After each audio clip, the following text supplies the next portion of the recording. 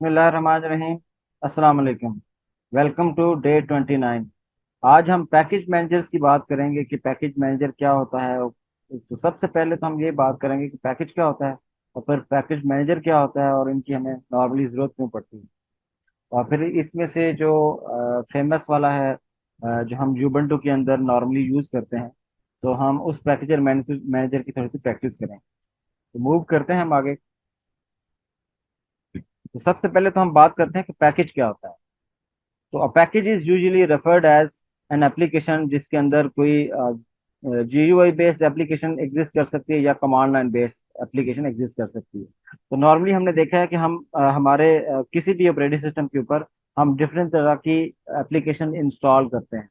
और वो जो एप्लीकेशन इंस्टॉल करते हैं उसका पूरा एक सेटअप होता है, उसके बहुत सारी उसके अंदर फाइल्स वगैरह होती हैं।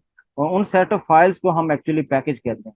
हम जिस तरह विंडोज़ के अंदर भी चीज़ें इंस्टॉल करते हैं, तो हम देखते हैं कि हमारे पास एक पूरा पैकेज हम डाउनलोड करते हैं और फिर हम उसको इंस्टॉल कर देते हैं। वो हमारे लिए ग्राफिकल इंटरफेस की एप्लीकेशन एक हो सकती है, और हम sometime command line based application भी इंस्टॉल करते हैं।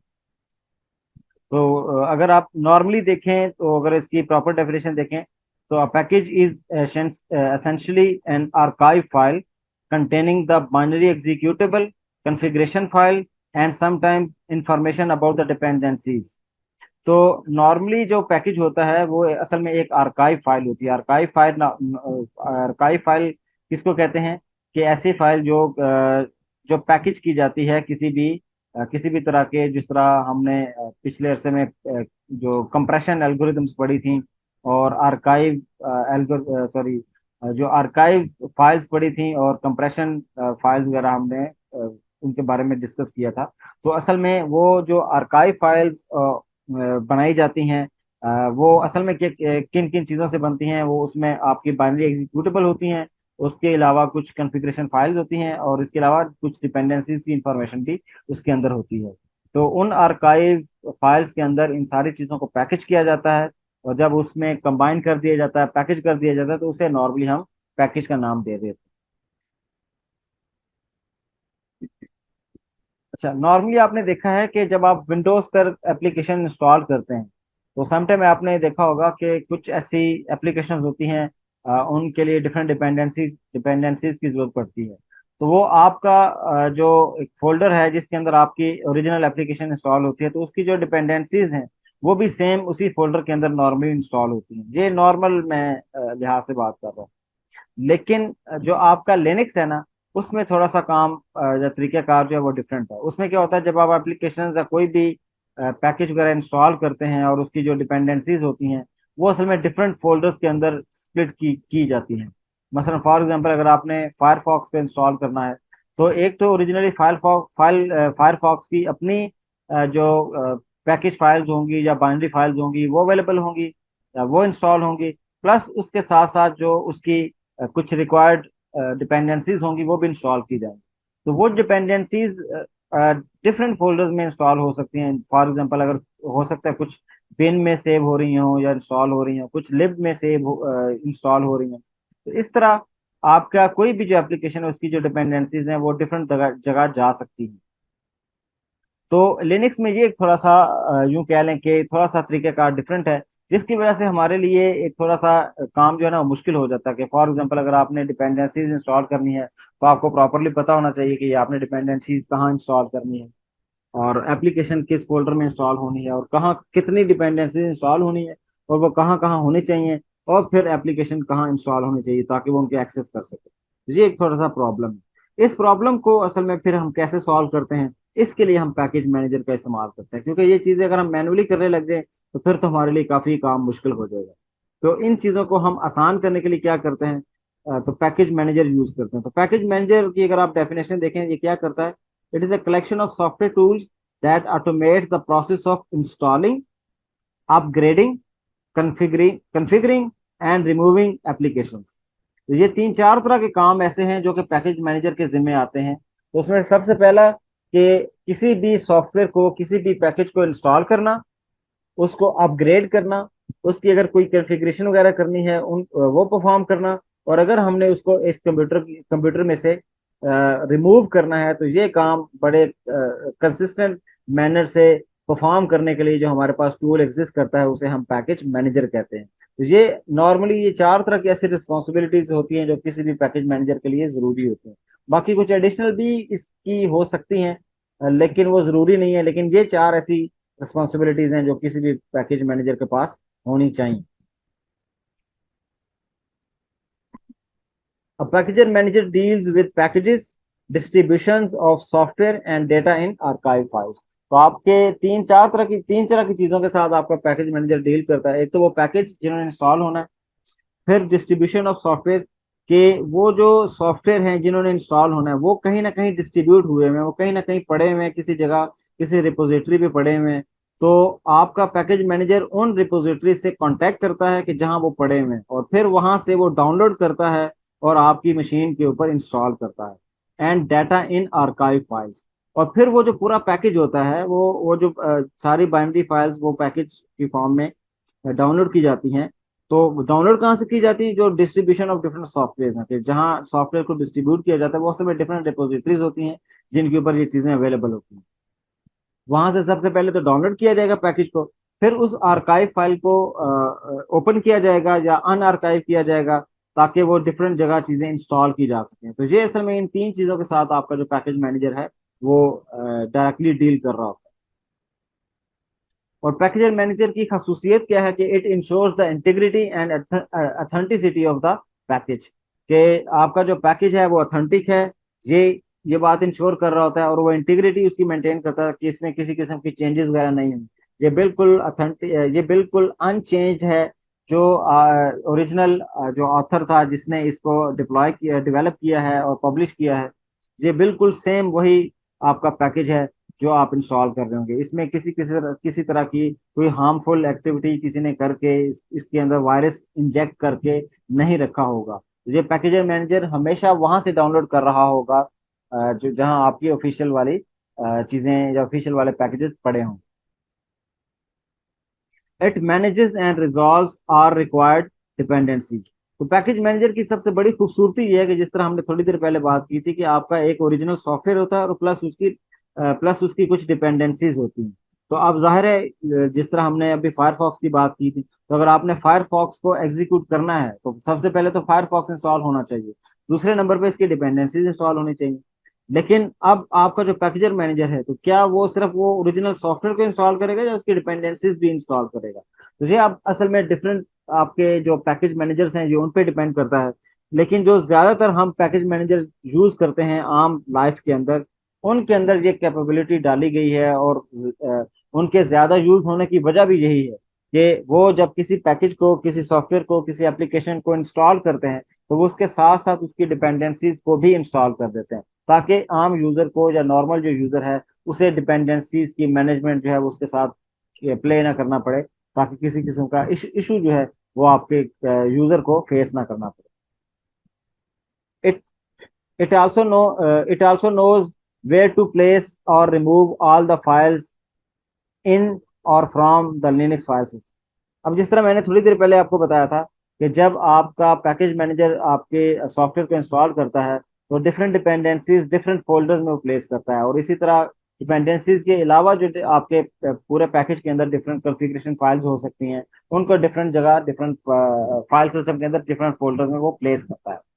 अब पैकेजर मैनेजर को तो पता होता है कि मैंने कौन कौन सी फाइल किस किस जगह किस किस फोल्डर में प्लेस करनी है, तो वो बड़े इजीली प्लेस कर सकता है। और अगर कल को हम रिमूव करना चाहें कि भाई मैं एक सॉफ्टवेयर डिलीट करना चाहता हूँ, अपने सिस्टम से रिमूव करना चाहता हूँ, तो जब आप सॉफ्टवेयर रिमूव करेंगे तो उसकी डिपेंडेंसीज भी आपको रिमूव करनी चाहिए, ताकि वो ऐसे ही आपकी मेमोरी ना वेस्ट कर रही है। तो उस केस में फिर आप क्या करेंगे? तो आपका जो पैकेजर मैनेजर है उसको चूंकि पहले से पता होगा कि मैंने ये फाइल्स इधर इधर प्लेस की थी, तो वहीं से वो सारी फाइल्स जो है डिपेंडेंसी फाइल्स एंड जो ओरिजिनल फाइल्स थी वो सारी रिमूव कर सकता है, और आपके जो मेमोरी मैनेजमेंट है वो काफ़ी बेहतर हो सकती है। यानी कि आपकी एक्स्ट्रा जो पैकेजेस हैं या डिपेंडेंसी फाइल्स हैं वो ऐसे ही आपकी मेमोरी को वेस्ट नहीं कर रही होंगी, वो उसको निकाल कर फेंक देगी। And easy upgrading of the software. तो इसमें सबसे बड़ा एक एडवांटेज ये भी है कि अगर आपने सॉफ्टवेयर को अपडेट करना हो, ऑलरेडी कोई और वर्जन आपके पास चल रहा है और आप उसको अपग्रेड करना चाहते हैं, तो ये भी पैकेज मैनेजर हमारे लिए चीज़ें आसान कर देता है। तो इसलिए ओवरऑल अगर पैकेज मैनेजर को देखें तो ये हमारी जिंदगी एज ए यूजर, हमारी जिंदगी को काफी इजी कर देता है, ताकि हम जब भी कोई सॉफ्टवेयर इंस्टॉल करें तो उसके बिहाइंड द सीन जो जिस तरह की कम्प्लेक्सिटीज हैं, हम उन कम्प्लेक्सिटीज के साथ नॉर्मली डील ना करें, ताकि किसी किस्म का इशू हमें फेस ना करना पड़े। अच्छा, अब जो पैकेजर मैनेजर्स हैं ना, ये जिस तरह की लिनक्स डिस्ट्रीब्यूशन हमारे पास एग्जिस्ट करती हैं, आपको पता ही है कि बहुत ज्यादा लिनक्स की डिस्ट्रीब्यूशन अवेलेबल हैं। तो उनमें से इनमें से ना दो तरह की जो कम्युनिटीज हैं वो बहुत ज्यादा फेमस हैं। मीन्स अगर आप उनके ऑपरेटिंग सिस्टम देखेंगे तो वो बहुत ज्यादा यूज होते हैं। तो पहली जो कम्युनिटी है वो डेबियन बेस्ड है और दूसरी है आरपीएम बेस्ड। तो ये दो तरह की लिनक्स की जो कम्युनिटीज हैं, इनके जो ऑपरेटिंग सिस्टम्स हैं वो बहुत ज्यादा यूज होते हैं, इनकी जो डिस्ट्रीब्यूशन हैं वो बहुत ज्यादा यूज हो रही होती हैं। जिस तरह जो डेबियन बेस्ड है, आपका ये जो अब जो डेबियन बेस्ड पैकेज आपकी कम्युनिटी है, इस इससे रिलेटेड जो ऑपरेटिंग सिस्टम है उनमें डिफरेंट पैकेज मैनेजर यूज होते हैं। और जो आरपीएम बेस्ड आपके डिस्ट्रीब्यूशन हैं, उनके अंदर डिफरेंट पैकेज मैनेजर यूज होते हैं। मसलन अगर आप डेबियन बेस में देखेंगे तो आपका टीपीकेजी एक इस नाम से एक पैकेज मैनेजर है, जो कि डेबियन बेस्ड आपके जो ऑपरेटिंग सिस्टम है उनके अंदर यूज हो रहा होता है। इसी तरह आपका जो आरपीएम बेस्ड डिस्ट्रीब्यूशन है उसके अंदर आरपीएम के नाम का एक पैकेज मैनेजर है वो यूज होता है। अच्छा, इंटरेस्टिंग बात यह है कि ये दोनों जो हैं ये लो लेवल पैकेज मैनेजर्स हैं। इसका मतलब है कि अगर कोई बंदा इन पैकेज मैनेजर्स को इस्तेमाल करे और सॉफ्टवेयर की इंस्टॉलेशन करे, तो उसको थोड़ी सी ख्वारी ज्यादा करनी पड़ेगी, क्योंकि उसे बहुत सारी चीजें मैनुअली करनी पड़ेंगी, बहुत सारी जो डिपेंडेंसीज हैं क्योंकि ये इंस्टॉल नहीं करेंगे। तो आप जब अगर सॉफ्टवेयर इंस्टॉल करना चाहते हैं तो आपको उसके साथ साथ उसकी डिपेंडेंसीज भी खुद से इंस्टॉल करनी पड़ेंगी। पहले आपको पता होनी चाहिए उसकी डिपेंडेंसीज क्या हैं, और फिर आप उनको बारी बारी इंस्टॉल करेंगे। तो इसलिए ये जो पैकेज मैनेजर्स हैं ये काफी मुश्किल है यूज करने, तो इसलिए इनको काफी इनका जो यूजेज है वो काफी कम है। तो फिर हम क्या करें? तो फिर एक्चुअली हम क्या करते हैं, ये आपके जो पैकेज मैनेजर हैं इनके ऊपर एक और तरह के रैपर बनाए गए हैं। इनके ऊपर एक हाई लेवल पैकेजर मैनेजर डेवलप किए गए हैं, जो एक्चुअली बिहाइंड द सीन इन्हीं को यूज कर रहे होते हैं। ये जो आपके लो लेवल पैकेज मैनेजर्स हैं ये बिहाइंड द सीन यही इस्तेमाल हो रहे होते हैं। लेकिन इसके ऊपर जो टॉप पर जो आपके हाई लेवल आपके पैकेज मैनेजर्स हैं, वो असल में जो आम यूजर है उसकी जिंदगी काफी आसान कर देते हैं। तो अब जो डेबियन बेस्ड आपके डिस्ट्रीब्यूशन हैं उसमें एक एपीटी के नाम का और एपीटी गेट डैश गेट भी आपने सुना होगा। ये पैकेज मैनेजर, एक स्नैप के नाम से ये पैकेज मैनेजर भी यूज किए जाते हैं। तो ये normally behind the scene use हो रहे होते हैं, तो हम इन्हें काफी ज्यादा इस्तेमाल कर रहे होते हैं। इसी तरह जो आरपीएम बेस्ड आपके पैकेज मैनेजर्स हैं, उनके ऊपर जो आरपीएम बेस्ड जो आपके डिस्ट्रीब्यूशन हैं उनके टॉप पर एक जम के नाम से पैकेज मैनेजर यूज हो रहा होता है, और एक टीएनएफ के नाम से पैकेज मैनेजर यूज हो रहा होता है। तो ये ऐसे फेमस आप मैंने पैकेज मैनेजर्स का नेम लिए हैं। वैसे तो इसके अलावा और भी बहुत सारे हैं, लेकिन जो ज्यादा फेमस हैं वो ये चार हैं, या यूं कह लें कि ये छह हैं। तो जो ज्यादा यूज किए जाते हैं, जो आपकी नजरों के सामने ज्यादा आया करेंगे, और सबसे ज्यादा जो इस्तेमाल आप कर रहे होंगे, अगर आप जुबंटू यूज कर रहे हैं तो आप एपीटी को ज्यादा इस्तेमाल कर रहे होते हैं और स्नैप को भी इस्तेमाल कर रहे होते हैं। और अगर आप रेड हैट बेस्ड, असल में जो ये जो आरपीएम बेस्ड हैं ये असल में रेड हैट वाली फैमिली है और फिडोरा वाली फैमिली है। तो अगर आप वो यूज कर रहे होंगे तो आप जम जो पैकेज मैनेजर है उसका बहुत ज्यादा इस्तेमाल कर रहे होते हैं। तो अब ये छोटी छोटी इनकी यूं कह लें कि एब्रीवेशंस को मैंने डिस्क्राइब किया हुआ कि जो डीपीकेजी है वो एक्चुअली डेबियन पैकेज मैनेजर है। ये इसका फुल नेम है। और एपीटी जो है it stands for advance package tool. और स्नैप जो है ये इटसेल्फ एक नाम है, ये किसी चीज़ का की एब्रीवेशन नहीं है। तो it is use to install snaps. तो जो स्नैप्स होती हैं वो एक्चुअली सेल्फ कंटेन्ड एप्लीकेशंस होती हैं। तो ये जो कनोनिकल है, कनोनिकल का आपको पता ही होगा, जिस तरह हमने शुरू में डिस्कस किया था कि जो यूबंटू है ये कनोनिकल कंपनी की है। तो जो कनोनिकल कंपनी जो कि यूबंटू की ऑनर है, वो इसी स्नैप की भी ऑनर है। तो ये स्नैप्स वगैरह वो बना रहे होते हैं, और पूरे वो स्नैप्स बना के उन्होंने अपना एक पूरा सिस्टम बनाया हुआ है, और यूं कहने के पूरी रिपोजिटरी बनाई हुई है। और फिर वहां से उन सॉफ्टवेयर को, उन एप्लीकेशन को इंस्टॉल करने के लिए हम स्नैप वाला पैकेज मैनेजर इस्तेमाल कर रहे होते हैं। जो आरपीएम है it is red hat package manager. तो ये नॉर्मली रेड हैट की जो फैमिली है, जिस तरह सेंटोस हो गया, रेड हैट हो गया, फेडोरा हो गया, उनमें ये इस्तेमाल हो रहे होता है। और इसी तरह जम जो है, this is yellow dog updater modified, तो ये इस चीज का एब्रीवेशन है। और डीएनएफ जो है ये डेंडिफाइड जम के नाम से ये जानी जाती है। तो ये कुछ पैकेज मैनेजर्स हैं जो बहुत ज़्यादा फेमस हैं और यूज़ किए जाते हैं। इसके अलावा भी लिटरेचर में अगर आप देखेंगे तो आपको बहुत ज़्यादा नजर आएंगे। तो हम सबको तो ज़ाहिर है लिस्ट नहीं कर सकते, उनको स्टडी भी नहीं कर सकते। तो ये चंद चंद चीज़ें ऐसी थी जो बताना ज़रूरी था, ताकि आपको पता हो कि ये इस तरह के पैकेज मैनेजर्स हैं जो नॉर्मली इस्तेमाल हो रहे थे। और इसमें हमने देखा था कि डीपी, केजी और आरपीएम, ये लो लेवल आपके पैकेज मैनेजर्स हैं। तो इनको अगर इनके साथ अगर आप कभी प्ले करेंगे तो आपको सबसे ज़्यादा खारी काटनी पड़ेगी और सबसे ज़्यादा आपको प्रॉब्लम फेस करनी पड़ेगी। इसलिए हम ज्यादातर कोशिश यही करते हैं कि जो हाई लेवल आपके पैकेज मैनेजर्स हैं उनका इस्तेमाल करें। अच्छा, अब ये जो पैकेज मैनेजर्स हैं, ये चीजें कहाँ से इंस्टॉल करते हैं, मतलब इनको कैसे पता चलता है कि हमने ये अगर फलां सॉफ्टवेयर इंस्टॉल करना है तो ये हमने कहाँ से डाउनलोड करना है?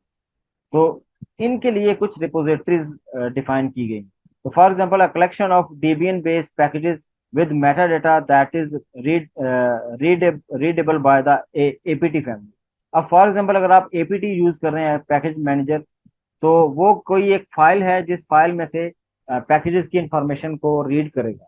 ठीक है, यानी कि इसका मतलब है कोई रिपोजिटरी फाइल होगी जिसके अंदर सारा रिकॉर्ड पड़ा होगा, और उस रिकॉर्ड पर जाकर आपका एपीटी जो है वो देखेगा भाई मुझे ये सॉफ्टवेयर चाहिए। फिर वो उन लिंक्स के ऊपर जाके इंटरनेट पे जाके देखेगा, अच्छा ये सॉफ्टवेयर मेरे पास पड़े हैं, तो यहाँ से हम इसको डाउनलोड कर लेते हैं।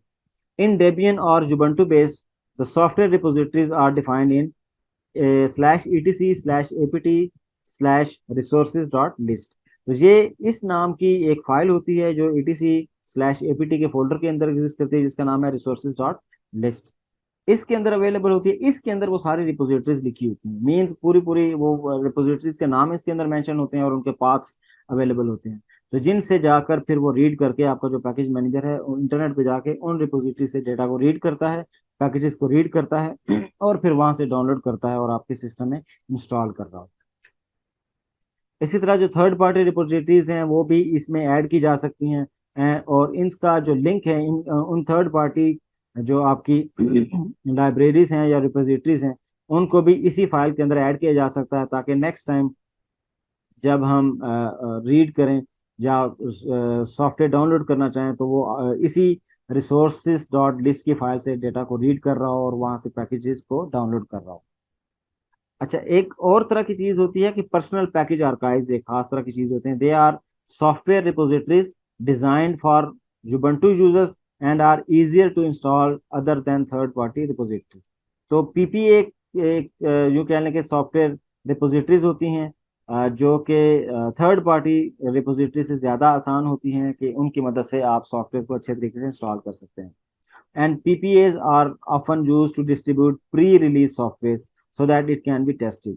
तो जो प्री रिलीज यानी कि रिलीज एक्चुअल फाइनल रिलीज से पहले जो आपकी टेस्टिंग वगैरह फेज के लिए जो रिलीज की जाती है, उस रिलीज का जो सॉफ्टवेयर होता है वो पीपीए की मदद से नॉर्मली उसको डिस्ट्रीब्यूट किया जाता है, ताकि लोग इसको आसान स्पेशली इंस्टॉल कर सकें। क्योंकि जो आपकी नॉर्मल रिपोजिटरीज होती हैं उनके अंदर हमेशा स्टेबल वर्जन की डिटेल पड़ी होगी, तो वो स्टेबल वर्जन डाउनलोड कर सकते हैं, क्योंकि वो एक नॉर्मल तरीकाकार होता है डाउनलोड करने का। लेकिन ये एक स्पेशल तरीकाकार होता है, तो इसको नॉर्मली हम कम ही यूज करते हैं, क्योंकि हम अगर कोई टेस्टिंग वगैरह नहीं कर रहे किसी भी नए पैकेज की, तो फिर हमें इनकी जरूरत नहीं पड़ेगी। लेकिन अगर कभी टेस्टिंग करनी हो तो फिर आपको इस चीज़ की जरूरत पड़ेगी। इसलिए आज के सेशन में हम इसको भी ज़्यादा इस पे ज़्यादा टाइम नहीं लगाएंगे, बल्कि इसको हम डिस्कस भी नहीं करेंगे मजीद।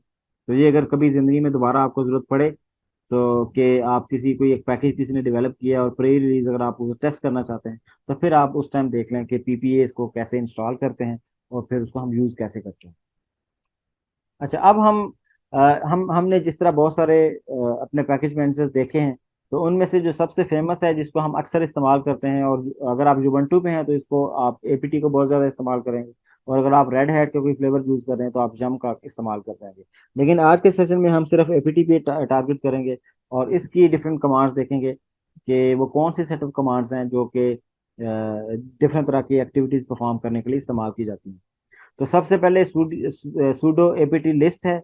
ये क्या करता है, ये आपके ऑपरेटिंग सिस्टम के अंदर जितने भी पैकेजेस इंस्टॉल हुए होते हैं, वो सारे के सारे लिस्ट कर देता है। वो आपको बता देता है कि कौन कौन से पैकेजेस इसमें इंस्टॉल हुए हैं इस टाइम। और इसी तरह अगर आपने कोई पैकेज सर्च करना हो, तो आप एपीटी सर्च से उसको सर्च कर सकते हैं, ताकि वो आपको डिटेल बता दे कि हाँ जी, उस पूरे पैकेज का नाम ये है और इस तरह की चीज़ें हैं, और फिर आप उसको प्रॉपर नेम से इंस्टॉल कर सकते हैं। फॉर एग्जाम्पल समटाइम ऐसा होता है ना कि आपको पैकेज का नेम पूरा नेम नहीं पता होता, तो आपको थोड़ा सा उसका नेम पता होता है, तो आप सर्च कर लेते हैं, वो मैच करके ले आता है और आपको लिस्ट शो कर देता है कि ये भाई इन इन पैकेजेस के साथ आपकी जो क्यूरी है वो मैच हुई है, तो आप इसमें से देख लें कि आपने कौन सा इंस्टॉल करना है। फिर हम कहते हैं जी सूडो एपीटी अपडेट। तो ये एपीटी अपडेट नॉर्मली किस लिए यूज की जाती है कि आपकी जो अभी हमने थोड़ी देर पहले slash etc slash APT slash resources dot list की फाइल देखी थी या रिपोजिटरी देखी थी, उस फाइल के अंदर जो डिफरेंट रिपोजिटरीज हैं उनको अपडेट करने के लिए कि भाई इन इन जरा रिपोजिटरीज पे जाके जरा चेक करो कि कौन सी नई अपडेट्स आई हैं आपके उन रिपोजिटरीज के ऊपर। यानी कि जो पाथ आपने मेंशन किए हैं उन पाथ पे जाके आपका जो मशीन है, जो पैकेज मैनेजर है, वो जाके इंफॉर्मेशन गैदर करके लाता है कि भाई इन पे कौन कौन से कोई नए वर्जन सॉफ्टवेयर के रिलीज हुए हैं या नहीं हुए, कौन कौन से अवेलेबल हैं, ये जरा उनकी अपडेट्स लेकर आता है। और फिर अगर आप उनकी अपडेट्स आती हैं और आपको पता चलता है कि इसमें कुछ ऐसे सॉफ्टवेयर हैं जो कि अपडेट हो चुके हैं, जिनके न्यू वर्जन आ चुके हैं, या हो सकता है वो ऑलरेडी आपके सिस्टम में इंस्टॉल ना हो लेकिन उधर रिपोजिटरी पे अवेलेबल है, तो और वो नेसेसरी हैं, तो वो आप एपीटी अपग्रेड की कमांड से उन सबको इंस्टॉल कर सकते हैं। नॉर्मली ये जो दो कमांड्स हैं, ये आप हमेशा जब भी एक फ्रेश ऑपरेटिंग सिस्टम इंस्टॉल करते हैं तो उस टाइम आप इनको यूज कर रहे होते हैं, ताकि आपका जो सिस्टम है उसमें जो नेसेसरी चीज़ें हैं जो कि ड्यूरिंग डिफरेंट काम परफॉर्म करने के लिए आपको चाहिए, ये सारे उस तरह के पैकेजेस जो है वो इंस्टॉल करें। फिर लेट्स से अगर आपको नाम पता है पैकेज का, तो आपने डायरेक्ट उसको इंस्टॉल करना है, तो सिंपल आप सूडो एपीटी इंस्टॉल और पैकेज का नेम मेंशन करें। और अगर आप एक ऑलरेडी इंस्टॉल पैकेज की इंफॉर्मेशन व्यू करना चाहते हैं, आप देखना चाहते हैं कि उसके वर्जन क्या है और उसकी बाकी डिटेल देखना चाहते हैं, तो सिंपल आप एपीटी शो और पैकेज का नेम मेंशन करेंगे तो वो आपको उसकी डिटेल शो कर देगा। इसी तरह लेट से अगर आपको लगता है कि आपने एक पैकेज डाउनलोड किया था और वो प्रॉपरली डाउनलोड नहीं हुआ था, दरम्यान में कोई ऐसा मिसहैप हुआ था जिसकी वजह से आपका जो पूरा पैकेज है या पूरा जो सॉफ्टवेयर है वो इंस्टॉल नहीं हो सका, वो इनकम्प्लीट उसकी इंस्टॉलेशन हुई है, तो इसका मतलब वो एक ब्रोकन पैकेज आपकी मशीन के अंदर पड़ा हुआ है, यानी कि ना तो वो कंप्लीट है, ना वो चल सकता है, और ना ही आप उसका कोई इस्तेमाल कर सकते हैं। तो ऐसे सॉफ्टवेयर को जो कि एक ब्रोकन हालत में पड़ा हो, उस पैकेज को आप एपीटी री इंस्टॉल की मदद से दोबारा इंस्टॉल कर सकते हैं, कि वो खुद ब खुद उस जो ब्रोकन इंफॉर्मेशन पड़ी होगी उसको डिलीट कर देगा, और उसकी जगह जो फ्रेश आपकी इंस्टॉलेशन है वो बाकायदा कर देगा। अदरवाइज आपको ये करना होगा कि आपको खुद से चीजें रिमूव करनी पड़ेंगी, लेकिन री इंस्टॉल की एक सिंगल कमांड के अंदर आप वो रिमूव भी कर देगा जो ब्रोकन चीजें हैं, और जो फ्रेश चीजें होगी वो इंस्टॉल भी कर देगा। तो ये ज्यादा बेटर अप्रोच है अगर हम यूज करें।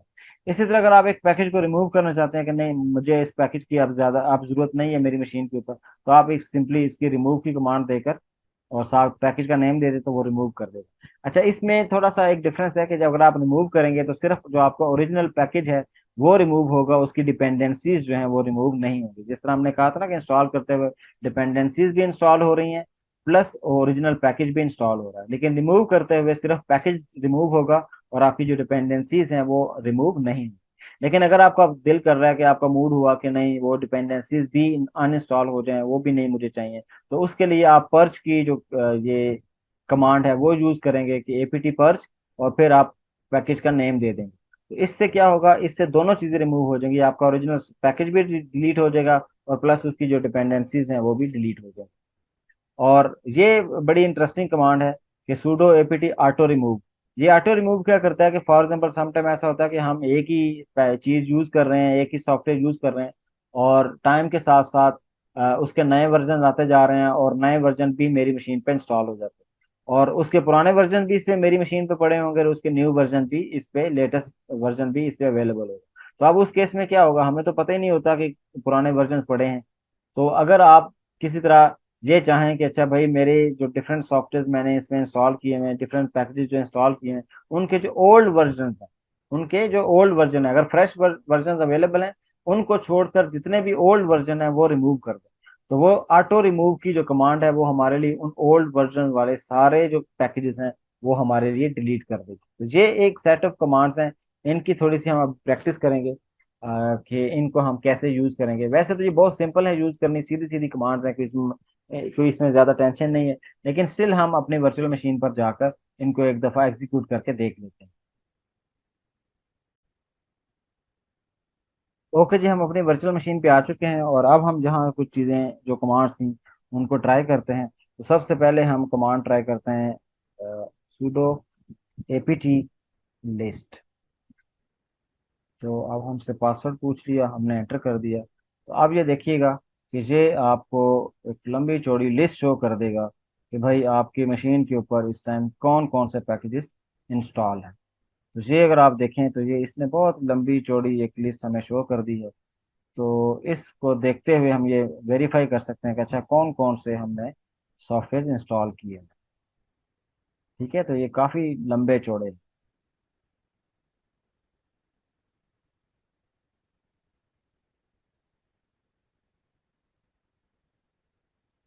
ठीक हो गया। तो इस तरह आप देख सकते हैं कि कितने पैकेजेस इंस्टॉल। रूबी के भी हैं कुछ, और इसके अलावा हम और ऊपर चले जाते हैं।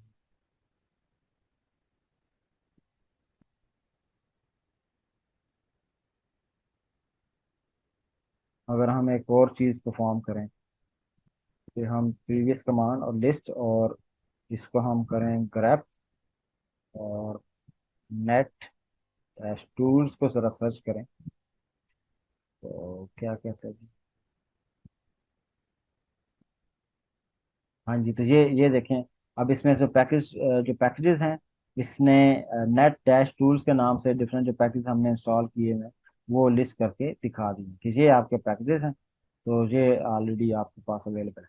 तो अगर आप सिंपल सूडो एपीटी लिस्ट करेंगे तो जितने अवेलेबल हैं आपके वो सारे यूज कर लेगा। मैंने फिर जहाँ फिल्टर लगाया है और फिल्टर में चेक कर लिया कि अच्छा भाई जो इस नेम से या इस स्ट्रिंग से अगर वो मैच कर रहे हैं तो वो प्लीज मुझे दिखा दो। तो इस तरह हम आइडेंटिफाई कर सकते हैं अगर हमने कोई सर्च करने होंगे वाकई कोई एग्जिस्ट कर रहा है या नहीं कर रहा है। ठीक है। तो अब हमें लेट से पता चल गया कि ये नेट टूल्स के नाम से ना एक पैकेज इंस्टॉल है हमारे मशीन के ऊपर। तो हम इसकी थोड़ी सी इंफॉर्मेशन भी शो कर सकते हैं कि अच्छा मैं कहता हूँ कि ज़रा मुझे सुडो एपीटी शो और नेट डैश टूल्स की ज़रा डिटेल तो शो करो।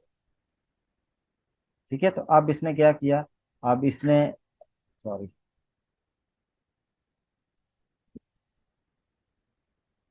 ये बहुत ज़्यादा ऊपर चला जाता है,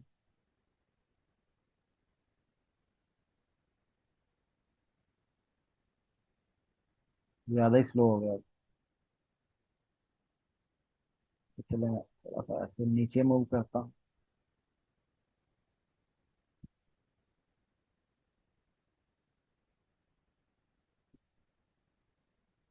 ओके जी, तो ये यहाँ से हमें शो कर रहा है। अगर इस तरह हम एक और काम भी कर सकते हैं, हम इस पर फिल्टर भी लगा सकते हैं। तो बजाय इसके कि हम इसको ऊपर नीचे मूव करें, हम फिल्टर लगाते हैं। हम कहते हैं सूडो एपीटी शो और ग्रेप एलईएस कर। ठीक है जी, तो ये लेस करके हमें शो करवाएगा। तो ये देखें, अब इसने हमें बताया कि अच्छा पैकेज का नेम क्या है, उसका वर्जन क्या है, इसकी प्रायोरिटी क्या है, कौन सा सेक्शन है, ओरिजिन इसका क्या है, मेंटेनर इसका कौन है, और बहुत सारी और तरह की इसका जो इंस्टॉल साइज है वो कितना है, डिपेंडेंसीज वगैरह क्या है। अब जिस तरह ये डिपेंड कर रही है, ये लिब C6 के नाम से और लिब SC लिनक्स के नाम से, ये जो चीज़ें हैं इन पैकेजेस पे ये डिपेंड करता है। ठीक है। और इसका जो डाउनलोड साइज है वो इतना है और जो इंस्टॉलेशन का साइज था वो इतना है। तो इस तरह ये चीज़ें जो हैं, ये इंफॉर्मेशन आप किसी भी पैकेज के बारे में व्यू कर सकते हैं। ठीक है। तो ये हमारे लिए काफ़ी सूटेबल है। तो इसका मतलब आपने कमांड कौन सी यूज़ की है, एपीटी शो। तो एक एपीटी लिस्ट की है, जो लिस्ट है जितने अवेलेबल आपके टूल्स हैं उन सबको लिस्ट कर देगा। और जो शो वाली कमांड है, और इसको आप एक पैकेज का नेम दे देंगे तो ये सिर्फ एक पैकेज की इंफॉर्मेशन जो है वो आप तक डिस्प्ले कर देगा। ठीक है जी। अच्छा, अब हम करते हैं sudo और एपीटी सर्च करते हैं, और लेट्स से मैं नेट टूल्स को ही सर्च करता हूँ।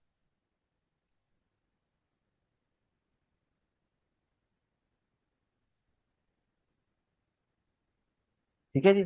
अच्छा, अब इसने क्या किया है कि इसने सर्च किया है कि जो जो रिपोजिटरीज पे गया है, जो इंटरनेट पे डिफरेंट रिपोजिटरीज हैं, तो वहां से सर्च करके लाया कि वो वाले पैकेजेस जो इसके साथ थोड़ा सा मिलते जुलते हैं, जिसमें नेट का भी वर्ड वर्ड मौजूद है और टूल्स का भी, तो इससे जो मिलते जुलते हैं आपके जो आपके पैकेजेस हैं, उनकी लिस्ट उसने हमें शो कर दी। जिस तरह एक एटीएम टूल्स का बता दिया है, ये पता नहीं किस लिए यूज किए जाते हैं, ये नेट टूल्स फॉर एटीएम।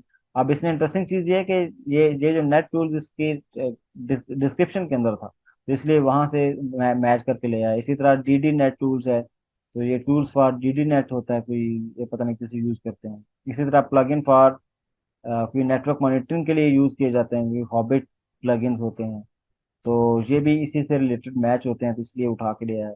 इसी तरह आईपी राउट्स होते हैं। तो और ये, इसका मतलब है कि आप डिफरेंट पैकेजेस को सर्च कर सकते हैं। मसलन अगर मैं कहता हूँ कि भाई मेरे लिए आप सर्च करके लाओ एंजिन एक्स को, तो क्या ये सर्च कर लेगा? हाँ जी। तो अब ये इससे मिलते जुलते डिफरेंट जो आपके पैकेजेस हैं, उनको इसने सर्च किया है और हमें डिस्प्ले कर दिया है। ठीक है, काफी ज्यादा इसने सर्च किए हैं और हमारे लिए लिया है। तो बेसिकली इस सर्च करने का पर्पस क्या होता है? पर्पस ये होता है कि हमें कंप्लीट नेम नहीं पता होता लेट से किसी भी पैकेज का, तो हम ये कहते हैं कि अच्छा, हम आपको एक हिंट देते हैं, उससे मिलती जुलती चीजें आप सर्च करके ले आओ, फिर उसमें से मैं देख लूंगा कि इसमें से कौन सा पैकेज मुझे रिक्वायर्ड है, जो मुझे इंस्टॉल करना चाहिए। ठीक है। ओके जी। अब नेक्स्ट जो कमांड है वो कौन सी है जी? आपको पता ही है कि हमने ये कमांड बहुत ज़्यादा यूज़ भी की हुई है कि sudo apt अपडेट। ठीक है। ये मैंने आपको बताया था कि जब अपडेट की आप कमांड चलाते हैं, तो ये आप जो यूआरएल्स, आप इन यूआरएल्स पे जाके, ये एक्चुअली ये सिर्फ यूआरएल नहीं है, ये पूरा पूरा एक पैकेज, ये एक पूरा पूरी एक रिपोजिटरी है, जिसके ऊपर ये एक इसका लिंक है, और फिर इसकी टाइप है कि ये रिपोजिटरी किस टाइप की है और इसको किसने रिलीज किया हुआ है। तो ये डिफरेंट इंफॉर्मेशन है जो कि नॉर्मली इसके अंदर सेव होती है। तो उधर से जाके अपडेट करके लाया, पता करके लाया है कि भाई कौन कौन से पैकेज जो हैं वो अपग्रेडेड हैं, तो कहता है 215 पैकेजेस कैन बी अपग्रेडेड। ठीक है। तो आपने ये, इसका मतलब है कि ये उन रिपोजिटरीज पे गया है, वहां से चेक किया इसने। इसका मतलब है कि उन सब पे 215 पैकेजेस ऐसे हैं जो कि अपग्रेड किए जा सकते हैं, उनके न्यू वर्जन आ चुके हैं। तो हमें क्या करना चाहिए? हमें उनको अपडेट कर देना चाहिए। तो मैं फिलहाल तो अपडेट की आपको कमांड बता देता हूँ। मैं अपडेट नहीं करूँगा क्योंकि मेरे पास मशीन में थोड़ा सा मैम स्टोरेज का प्रॉब्लम आ रहा है, तो मैं नहीं चाहता कि वो चीज़ें इंस्टॉलेशन पे लग जाए और वो हमारा टाइम भी लेंगी, क्योंकि ज़्यादा है तो इंस्टॉलेशन पे टाइम ले सकता है। तो मैं अपग्रेड करूँगा, तो ये सूडो एपीटी अपग्रेड, तो ये क्या करेंगे, जितने भी अपडेटेड पैकेजेस ये इसने आइडेंटिफाई किए हैं, उन सबको इंस्टॉल कर देगा। ठीक है। अपडेट के केस में सिर्फ अपडेट्स लेकर आएगा, जिस तरह होता है ना, हम एक दूसरे से अपडेट्स पूछते हैं, यानी क्या अपडेट्स है, तो वो हम फिर बताते हैं कि लेटेस्ट क्या इन्फॉर्मेशन है। तो ये लेटेस्ट इन्फॉर्मेशन ढूंढ कर लाया कि अच्छा हाँ भाई, 215 पैकेजेस ऐसे हैं जिनकी लेटेस्ट इन्फॉर्मेशन आ चुकी है, जो जिनके लेटेस्ट वर्जन आ गए। तो अपग्रेड में हम क्या करते हैं कि अच्छा, हम कहते हैं कि अच्छा, अब जो प्रीवियस वर्जन थे उनकी बजाय आप इनको अपग्रेड कर दो न्यू वर्जन। तो ये उस लिए इस्तेमाल करते हैं। तो मैं इसको एग्जीक्यूट नहीं कर रहा ताकि मैं इंस्टॉलेशन वाले प्रोसेस में स्टक ना हो जाऊं। अच्छा, जो अगली कमांड है वो है जी sudo apt इंस्टॉल की। ये तो बहुत ज़्यादा हमने इस्तेमाल की हुई है। तो हम डिफरेंट तरह के पैकेजेस हमने इंस्टॉल किए, नेट टूल्स हमने इंस्टॉल किए हैं, इसी तरह हमने और भी बहुत सारे टूल्स जो हैं, जब जब हमें रिक्वायर्ड थे तो हम इंस्टॉल करते रहे। तो इसके साथ ही आप पैकेज का नेम लिख देंगे, लेट से मैं नेट टूल्स फिलहाल उसी को लिख देता हूँ। तो ये अगर अवेलेबल नहीं होगा तो इंस्टॉल कर देगा, लेकिन चूंकि ये ऑलरेडी इंस्टॉल है, तो इसने क्या किया कि net tool is already install और न्यू वर्जन के साथ इंस्टॉल है, तो इसने फिर उसकी किसी किस्म की जो वो है इंस्टॉलेशन वो नहीं। ठीक है। अच्छा, हमने शो की इंफॉर्मेशन भी देख ली, हम रिमूव भी कर सकते हैं। अब लेट से मैं इसी नेट टूल्स को रिमूव करता हूँ, तो मैं कहता हूँ कि sudo apt रिमूव और नेट डैश टूल्स। तो ये हमने लिखा, तो ये क्या करेगा, ये अब हमारी मशीन से इस नेट टूल को हम यस कहते हैं, तो ये जो नेट टूल वाला पैकेज है ये इससे डिलीट कर देगा। ठीक है, यहाँ से रिमूव कर देगा। तो ये इसने हमारे लिए सब कुछ रिमूव कर दिया। तो अगर आप इससे रिलेटेड जो हमारी डिफरेंट कमांड्स थी जो कि नेट टूल्स की मदद से चलती थी, वो अब एग्जीक्यूट होना बंद हो जाएंगी, क्योंकि वो इससे इसी पैकेज की वजह से चल रही थी, तो उसी को हमने रिमूव कर दिया। ठीक है, तो अब इसका मतलब है कि हमें इश्यूज फेस करने पड़ सकते हैं। तो मैं दोबारा से इसी को इंस्टॉल कर दूंगा, ताकि हमें बाद में वो इशू फेस ना करने पड़े।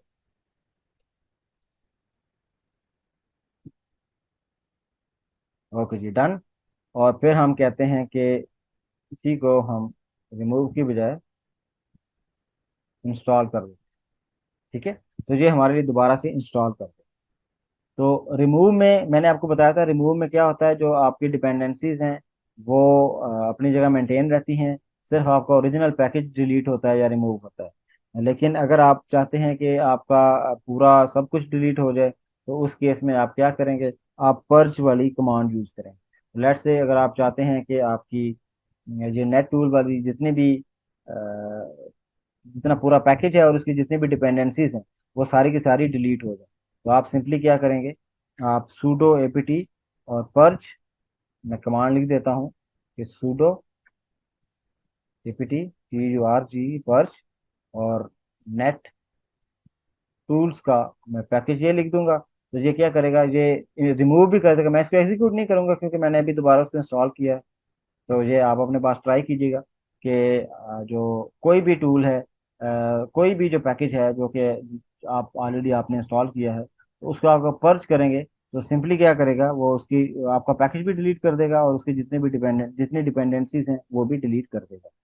और अब लास्ट कमांड हम देखते हैं, वो हमारी कौन सी है। हम कहते हैं जी सूडो एपीटी ऑटो रिमूव। तो ये काफ़ी इंपॉर्टेंट है, ऑटो रिमूव।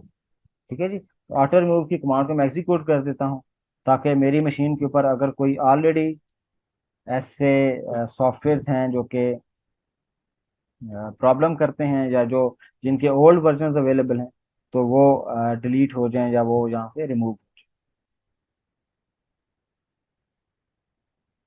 ठीक है, तो आप ये देखें, जहाँ से ये बता रहा है कि मैं ये वाला कोई पैकेज है इसको डिलीट कर रहा हूँ, रिमूव कर रहा हूँ, ये भी डिलीट कर रहा हूँ और ये भी रिमूव कर रहा हूँ, तो ये डिफरेंट पैकेजेस जो हैं ये रिमूव कर रहा है। ठीक है,